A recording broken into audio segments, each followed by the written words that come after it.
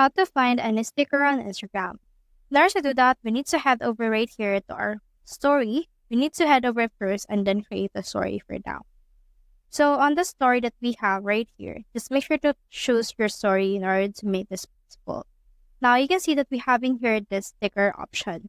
Click on that, and we have in here some suggested stickers, which can be interactive if you want them to be.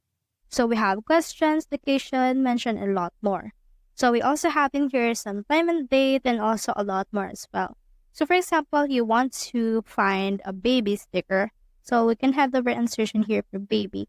You just need to head over and then just use the search function that they have. They have emojis as well as GIF that you can actually use.